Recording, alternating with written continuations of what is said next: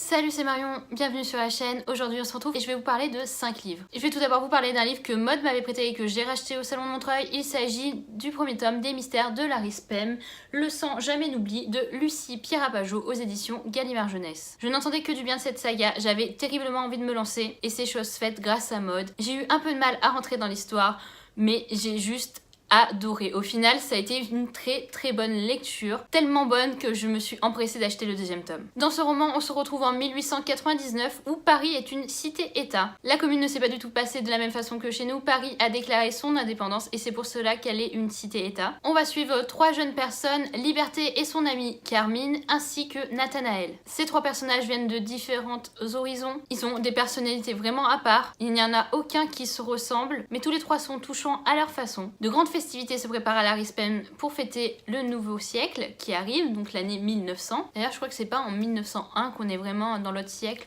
Au passage, je ne sais plus. Alors que la cité-État est en effervescence, un groupe révolutionnaire se réveille. Il s'agit des frères de sang. Les frères de sang, c'est un peu les descendants des aristocrates, des personnes qui avaient le pouvoir avant la commune. Ces personnes ont été bannies de Larry Spem, car finalement la cité-État est revenue au peuple. Je ne sais pas si je vous l'ai bien résumé, mais j'ai un petit peu de mal à en parler sans vous spoiler en fait. Le livre est assez court, il fait 300 pages, ça passe extrêmement vite. Si je vous en dis trop sur les personnages, je vais vous spoiler. Si je vous en dis trop sur l'univers, j'ai peur de vous gâcher la lecture parce que clairement je suis entrée là-dedans en sachant juste que Paris était en fait une cité-État qui s'appelait Larry Spem et je savais qu'on allait suivre des jeunes. Voilà, c'est tout ce que je savais. J'ai eu beaucoup de mal à entrer dans le livre, peut-être par un problème de vocabulaire car on apprend beaucoup de choses. Beaucoup de noms sont différents. Il faut en fait intégrer tout l'univers autour de ce livre. Et finalement j'ai juste adoré parce que j'ai vraiment accroché au personnage. Surtout au personnage de Liberté. Enfin je l'ai trouvé juste exceptionnelle. Elle est tellement gentille, elle est tellement prête à tout. Et franchement j'avais peur pour elle, je voulais savoir ce qui allait lui arriver. Et la fin juste incroyable aussi. What? Qu'est-ce qui va se passer? Je veux le deuxième tome et c'est pour ça que je me suis procuré le deuxième tome et c'est pour ça que j'ai envie de le lire. Parce que la dernière page aussi, mais non.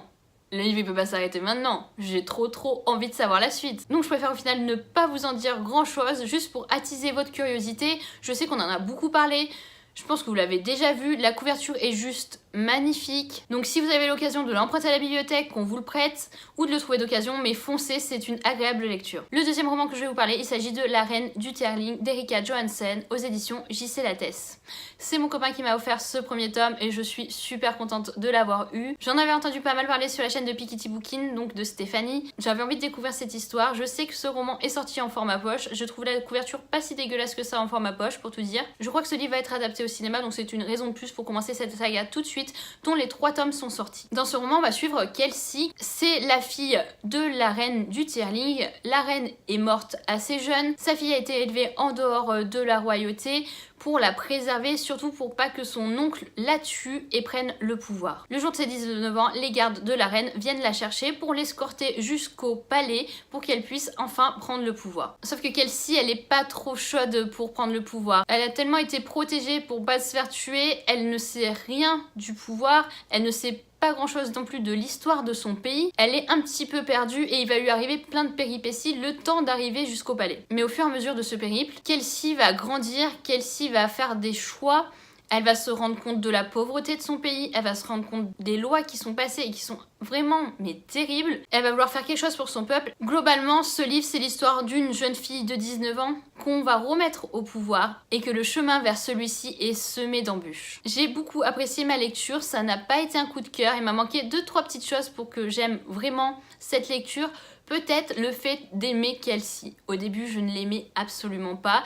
J'ai commencé à l'apprécier, on était au moins aux 3/4 du roman. Voilà, c'est le petit bémol de ce premier tome, c'est que j'ai eu beaucoup de mal à m'attacher à son personnage. Par contre, j'ai adoré en savoir plus sur le contexte de son royaume. Je m'imaginais absolument pas ça. Il y a tellement d'actions, de péripéties, même si c'est un petit peu long à démarrer, qu'on en redemande et qu'à la fin on se dit « Mon Dieu, c'est déjà terminé, je n'ai qu'une envie, c'est de lire le deuxième tome ». J'ai envie de retrouver Kelsey maintenant que je l'aime bien. J'ai envie de savoir ce qui va lui arriver, parce qu'il se passe tellement de choses qu'on est loin de pouvoir imaginer ce qui va se passer autour d'elle et pour sa propre personne. Le seul petit bémol aussi, qui n'a rien à voir avec le livre, c'est qu'apparemment le livre va être adapté au cinéma et que Kelsey serait jouée par Emma Watson. Et là, je trouve que c'est un problème, parce que, pas que je n'aime pas Emma Watson, au contraire, mais c'est que Kelsey ne ressemble absolument pas à Emma Watson. Kelsey n'est absolument pas faite comme Emma Watson. Donc après, j'attends de voir comment ils vont la mettre, si c'est vraiment le cas. Mais sinon, voilà, je ne comprends pas le choix de cette actrice pour ce personnage. À voir. Troisième roman que je vous parle dans cette update lecture, il s'agit de Follow Me, le premier tome de Fleur Anna aux éditions Hugo Roman dans leur collection New Romance.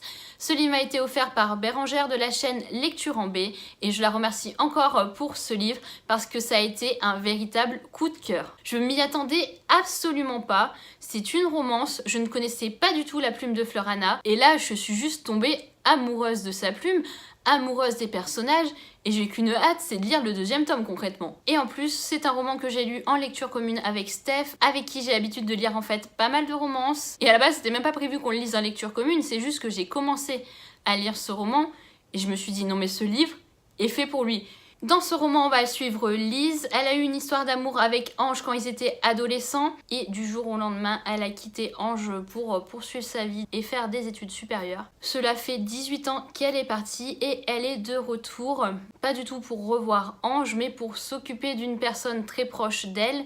Mais bien évidemment, elle va recroiser Ange. Lui, il ne s'est jamais remis de son histoire avec Lise. Il l'aime toujours au fond de lui et ça va lui faire beaucoup de mal de la revoir. Maintenant, il sait qu'elle est revenue, mais pas pour lui, ce qui lui fait encore plus mal.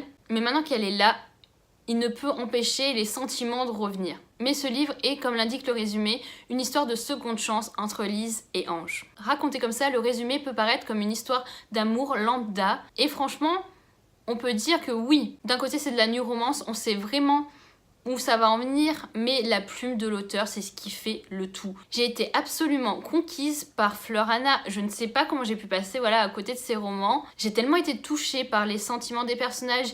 J'ai tellement ressenti tout ce qu'ils ressentaient. Je ne sais pas comment le décrire, mais je l'ai vécu en fait, ce livre. Voilà, c'est ça. C'est ce qui rapproche le plus de mon expérience, je l'ai vécu. Mais c'est clair que je vais lire le second tome parce que là, c'est juste pas possible. Je suis juste conquise. Et quand j'en entendais parler sur la chaîne de Piketty, je me suis dit oui, c'est de la new romance, voilà, on verra. Mais là, vraiment, je comprends vraiment et c'est sûr que je vais suivre l'auteur de près. Ensuite, quatrième roman que je vais vous parler, il s'agit de Remember Yesterday de Pintip Dunn aux éditions Lumen. C'est le deuxième tome de Forget Tomorrow. Je l'ai lu en lecture commune avec Maud de la chaîne Délivre une fille, mais aussi avec Marilyn. On n'avait pas spécialement accroché au premier tome avec Maud, ça n'a pas été une lecture difficile, c'était plutôt assez rapide, assez fluide, mais on n'aimait pas spécialement les personnages, on n'aimait pas spécialement la romance qui était mise en place et on trouvait le côté dystopique déjà vu et peu approfondi. Et ce deuxième tome, c'est clairement le cas pour les 3/4 du roman. J'ai même trouvé la romance encore pire que dans le premier tome, c'est pour vous dire. C'est-à-dire la romance qu'on met dedans, mais personnellement, je m'en foutais de leur romance. Ce que je voulais savoir, c'était l'univers, j'attendais des réponses, je voulais absolument pas voir cette romance se développer. Puis alors la romance, elle est tellement mal amenée, je trouve, autant dans le premier tome, ouais, j'étais pas fan, mais autant dans ce second tome, je suis absolument, mais absolument pas fan. Enfin, je voyais pas l'intérêt au final. Par contre, ce qui nous a fait plaisir, c'est que dans la deuxième partie du roman, on a beaucoup de réponses et tout ce qui nous semblait flou dans le premier tome, au final, bah là, maintenant, on sait, là, on a des réponses et là, on est vraiment content. Mais il faut attendre quand même un tome plus 3/4 du deuxième tome pour avoir des réponses et pour commencer à voir l'univers se développer. C'est juste ça qui est un petit peu dommage, la couverture est toujours aussi sublime. Je ne sais pas du tout quand est-ce que va sortir le troisième tome aux éditions Lumen. J'espère vraiment que ce troisième tome sera à la hauteur parce que globalement, je suis un petit peu déçue sur cette saga. Je m'attendais à tellement mieux et pour moi, c'est juste une dystopie assez classique qui n'apporte rien de spécial. Voilà, malheureusement. Mais je termine quand même sur une bonne note car la fin est vraiment bonne et ça me donne envie de poursuivre avec le troisième tome. Dernier roman que je vous parle, il s'agit du 6e tome de Gardien des Cités Perdues, Noctura de Shannon Messenger aux éditions Lumen.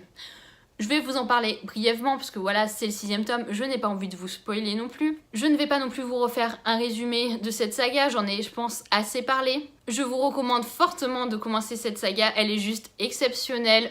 C'est un peu ma saga chouchou. Quand ça va pas trop bien, qu'on a un petit coup de mou, le fait de lire Gardien des Cités Perdues est juste parfait. ça m'a captivée du début à la fin, même si je trouve ce 6e tome un petit peu en dessous des précédents. Je le trouve un petit peu en dessous parce qu'au final on n'avance pas vraiment vite niveau chronologique et ça commence un petit peu à m'ennuyer de voir les personnages pas stagner parce qu'il se passe pas mal de choses. Mais comme ils grandissent pas, et ben on reste en fait un peu restreint sur les sujets dont on peut aborder avec eux, sur leurs relations entre eux. Forcément là on voit encore que Keith a que 15 ans quoi. Je veux dire on est au 6e tome et Keith n'a que 15 ans. J'ai l'impression qu'ils vont jamais grandir ces gens. C'est pas comme dans Harry Potter, un tome, un an là, non, on a dû rester plusieurs tomes sur la même année. Donc ça commence à être un peu lourd je trouve. Il se passe beaucoup de choses, on a beaucoup de révélations dans ce tome-là, mais on nous pose aussi beaucoup de questions et on repart sur une intrigue qui s'éloigne de ce que je pensais. Et à des moments, je me suis dit, ok, d'accord, en fait, je trouvais que c'était peut-être un petit peu en trop et qu'on aurait pu aller à l'essentiel. Voilà. Il faut dire que j'ai trouvé ce 6e tome un petit peu en dessous parce que le 4e et le 5e étaient juste, mais exceptionnels, avec des cliffhangers de malade. Et là, quand on reprend, bah forcément, ça nous paraît un petit peu plus mou. Et j'ai quand même super hâte de lire le 7e tome. 7e tome qui ne sera clairement pas le dernier. Donc je suis super contente, ça veut dire qu'on aura encore plusieurs tomes de Gardiens des Cités Perdues. Et ça, c'est pas négligeable parce que je n'étais pas encore prête à abandonner Sophie et ses amis. Voilà, cette update lecture est terminée. J'espère qu'il vous aura plu. Si vous avez lu un de ces romans, n'hésitez pas à m'en parler en commentaire. Sinon, j'espère que je vous aurai donné envie de les sortir de vos pales ou de vous les procurer. Je vous souhaite à tous de très bonnes lectures et nous on se retrouve bientôt pour une nouvelle vidéo. Salut!